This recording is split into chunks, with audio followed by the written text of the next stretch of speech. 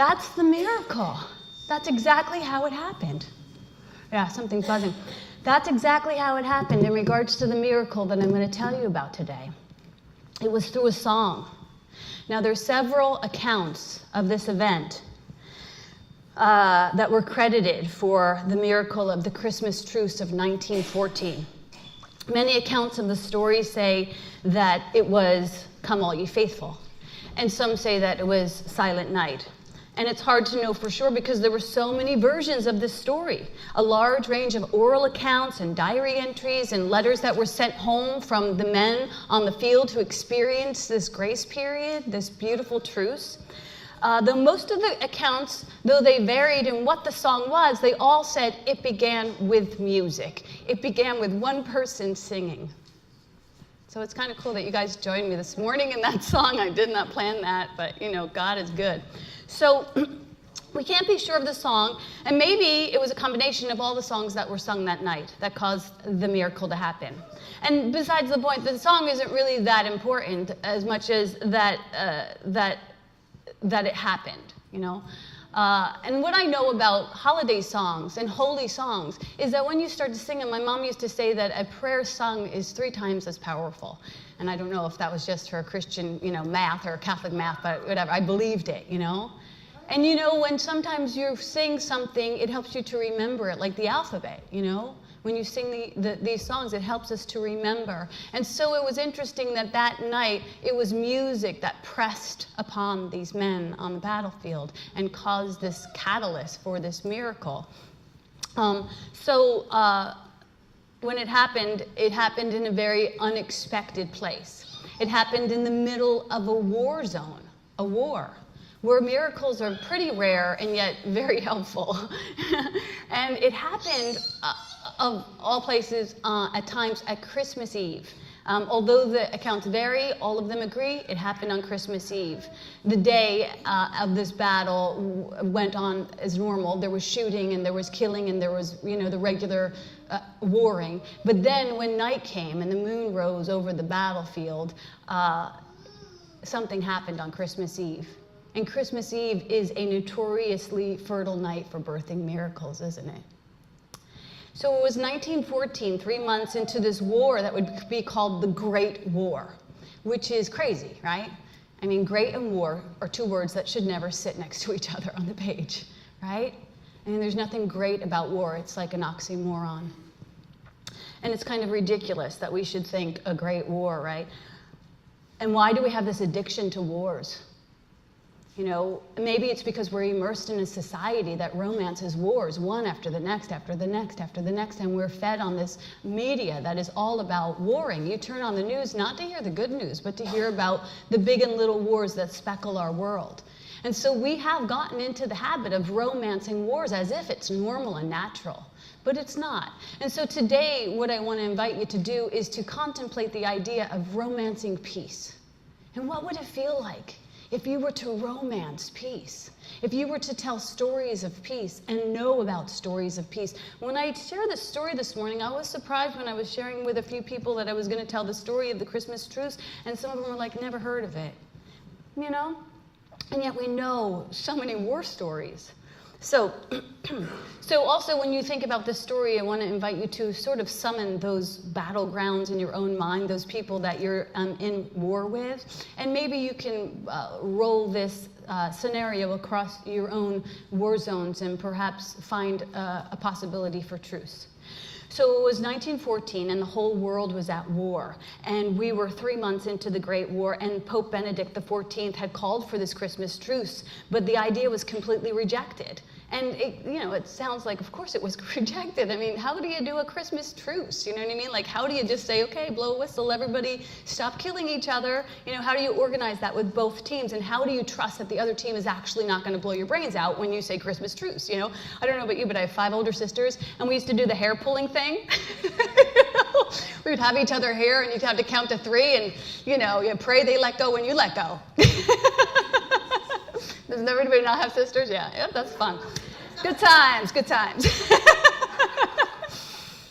So the command from the higher ups was no Christmas truce. Like, that's not going to happen. But here's where the miracle happened. there was a truce. There was a grace period. Today's lesson from A Course in Miracles, if you're on the call with us, the lesson was, by grace I live, by grace I am released, by grace I give, by grace I do release. So this idea of grace is this power that's bigger than us. This amazing grace that comes in and lifts us from, the fray of our battlefields. It's a grace period that's an extension of time that you didn't earn, or you didn't pay for. It's given from a higher power. And so these men who were on the battlefield during this time in 1914, these men, individual men, people like you and me, Christians, Jewish people, atheists probably, Asians, black, whites, these men decided that they were going to take it upon themselves to experience what a truce of war would look like. And these men were formed and fashioned by fear to kill each other. Not only that, but they were groomed to follow directions. So it was probably even harder for them to step out without armor onto a battlefield. This was so going against their grain of how they'd been raised. So, and it started with a tentative raising of a Christmas tree on the German side. And the Germans began to sing Christmas carols. It said that the German soldiers created signboards that said, "You no fight, we no fight." And soon after dark, these are some of the accounts that were pulled from different places. Soon after dark, we suggested that if we would send one man halfway between the trenches, 300 yards, into what they called no man's land, that we would do the same, and both agreed not to fire. It just started with two men carrying a torch, each carrying a torch, and when they met each other in the middle of the battlefield, they, I love this part, exchanged cigarettes and lit up. Can you imagine? It's like, oh, we made it! Don't kill me! And then it said that the cheers on both sides were tremendous. This is an account I will never forget. After a little while, several others went out, and a pal of mine met an officer who said that if we did not shoot for 48 hours, they wouldn't. And they were as good as the word on Christmas Day. We were nearly all out of the trenches. It was almost impossible to describe the day, but I can tell you, we all enjoyed the peaceful time. So that was a miracle. These men swapping cigarettes and stories and food and helping to bury each other's dead. That's incredible. Shaking hands and singing songs and drinking beer and exchanging souvenirs of helmets and belt buckles and cigars and playing games. There's this story that's been accounted for in many of the accounts of them playing soccer in no man's land. And the score was 3-2 Germans. The Germans would first sing a song, one of their carols, and then we would sing one of ours until we started up with "Come All Ye Faithful." And the Germans immediately joined in the same hymn. They were singing it in Latin. And the account says, I thought, well, this is really the most extraordinary thing. Two nations both singing the same carol in the middle of a war. It's so beautiful. I mean, it's just so beautiful. I was once had an opportunity to see that kind of vision. I was in Medjugorje in Yugoslavia. And I had gotten there by way of just sheer luck.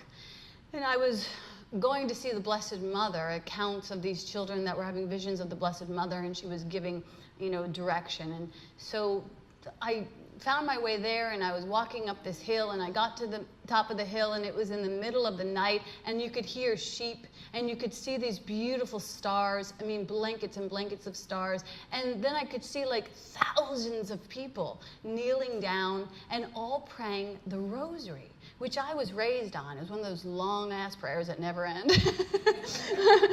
But at this point, I was like, oh my God, because they were saying it in every language. And it was just this tapestry of prayer. And I remember looking around, even at the young age that I was, and thinking, this is what peace on earth looks like. And when you get to have a vista of that immense importance, like you just don't forget it, It was just so beautiful. So So I remember looking around and thinking how rare and wonderful that vision was. So in regards to the truths of this day, the historians that are, that give us the account of the truths of Christmas continue to disagree on the specifics, right? They say that, no one really knows how it started or where it actually began, and maybe it was just a jubilant zeitgeist that moved through the trenches and just began to spring up these pockets, because it was a lot. It wasn't just a small group. They say that it's estimated that 2/3 of the troops were engaged in this truce, and that's 100,000 men and women. When I first read this story, kind of as a young mom, I somehow stumbled upon it, and I was reading it to my children. There's a children's book about it. But Will and I were talking like, how come there wasn't a movie made? How come we don't know more about this? 100,000 men took a break from war? Because you know what's interesting? If you could take a break from war for one day, you could take a break from war forever. Yeah, you could. Amen is right. Can I get an amen?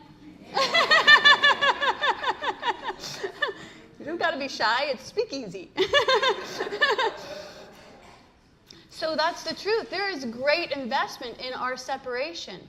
Great investment in our separation. So the powers that be were very grateful when we got back to war the day after Christmas.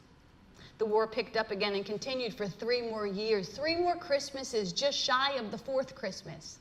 And within that time, we managed to kill 15 million people. It is, just a slaughterhouse. The Great War. And that wasn't even our greatest when you compare deaths. That was just the beginning. So it's interesting that that's how immersed we are in war, So give yourself a break when you want to kill your brother and sister, because it's like in there. But that doesn't mean that we can't change that we can't reverse that we can't channel love even in the face of fear. It takes very little to turn a battlefield into holy ground, especially if you know the principles of miracles. And miracles mean life. A miracle means life, so it's anything that's an extension of life. So, the opposite would be destruction. So miracles are like creativity. Anytime you come up with a creative solution, you're living in the miracle. That was a super creative solution that they stepped into. Miracles supply a lack. So we either have miracles or love, or a call for miracles and love. So you can say, either right now I feel really worn and low and depressed, so I must be a call for love right now. So let me fill myself with love. Or you could say, I feel good right now, so let me look to see where I can be of service and extend this love out into the world. As you do that, you extend your consciousness. And as you do that, your good is ensured. So that's how the miracle works. Another principle of miracles is that miracles bless both the giver and the receiver. This is something that we're not always taught.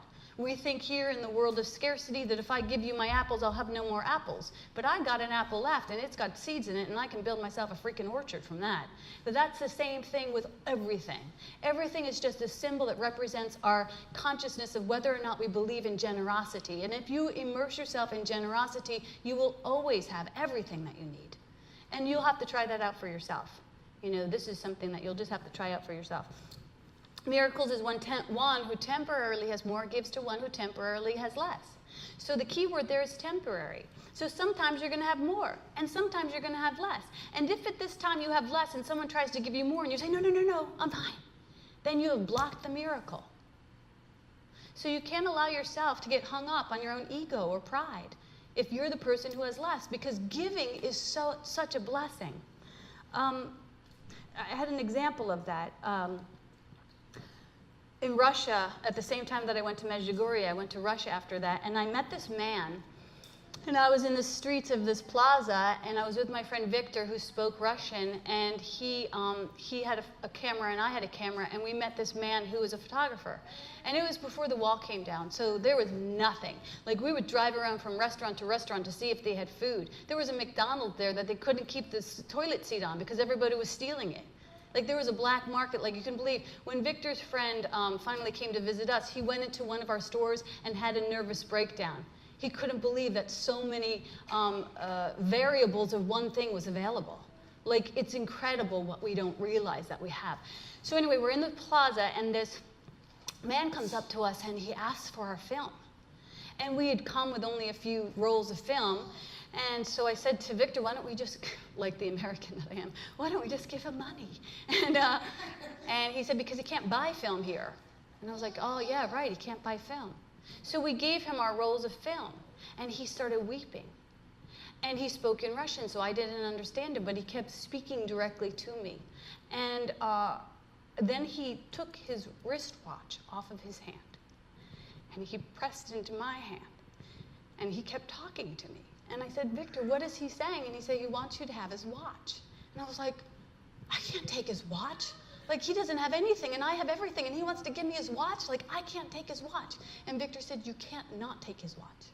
Like, if you don't take his watch, you will be insulting him.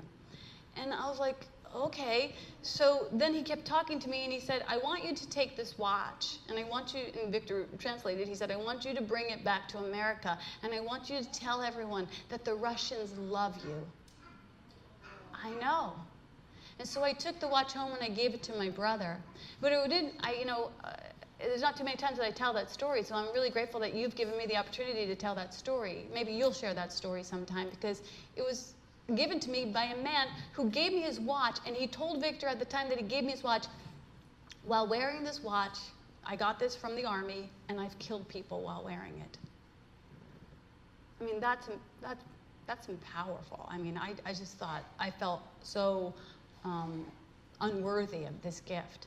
But again, if you negate the gift, you prevent the miracle. So I took that home with me.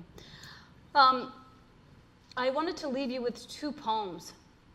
And one of them was this poem that was written, that was inspired by the Truce of Christmas. And it was written in 1950 by Ed McCurdy. And the poem goes, last night I had the strangest dream I ever dreamed before. I dreamed the world had all agreed to put an end to war. I dreamed a mighty room. The room was filled with men. The papers they were signing said they'd never fight again. And when the papers all were signed and millions copies made, they all joined hands and bowed their heads and grateful prayers were prayed. And people in the streets below were dancing round and round, and guns and swords and uniforms were scattered on the ground. Last night I had the strangest dream I ever dreamed before. I dreamed the world had all agreed to put an end to war. So today, as we move towards our holiday and celebrations, like, how do we get the world to agree to put an end to war? If we looked at this story, you know, with all the risk of putting to bed war, it makes us all very vulnerable in some ways. And the end of war or peace is not going to come by proclamation of priests or not, presidents or politicians, because they have no investment in the end of war. And it's not going to come through popes, because even if it did come through popes, as this story explains, we're not going to listen. So it has to come by the way that it came that night, individually, with each soldier standing up and saying, you know, I want to walk the path of peace. And it's interesting that the path to war is so well worn, isn't it? We know the path to war, and yet the path to peace required those soldiers to walk through no man's land, where people don't usually go. And Rumi leaves us with this beautiful poem. Rumi says, beyond our idea of right and wrong, there's a field, and I'll meet you there. So I think about that field that those men walked through. And in my mind also, I think about Bethlehem, walking to Bethlehem, the symbolic birthplace of innocence. Like, if I can get to that place of innocence with you and with me, recognize my innocence, recognize your innocence, I have no need to defend myself, and I have no need to accuse you of anything. But that's holy ground. Rumi's poem goes on to say, where there's no right or wrong, where the soul lies down in the grass and the world is too full to talk about. Have you ever been that full? You know, where you're just so filled up with the beauty of the moment. I imagine on the battlefield that night, those men playing soccer by moonlight with their perceived enemies. What a miracle, how full they were to rush back to the trenches the next day and write all of their mothers. I'm smoking German tobacco right now, and I didn't get it off a dead shoulder. I got it from a friend, one of the letters said. I mean, how full to be able to romance this peace that was provided for them by the right of their consciousness that said, I'm not going to move in fear, I'm going to move in love. The poem goes on to say, ideas, languages, even the phrases, each other doesn't make sense. Like there's no more each other, it's just us. So as we prepare for Christmas Mass, for Christ's Mass, will we be brave enough to call out a truce? Like a sincere truce of attack on others and on ourselves. Some of us are so good at attacking ourselves all the time. This can be the battlefield. This can be the battlefield. You know, can we be kinder in all of our ways? Can we be brave enough to walk the way of peace? Oh, come, all ye faithful, joyful and triumphant, come, O ye citizens to Bethlehem. That's the word.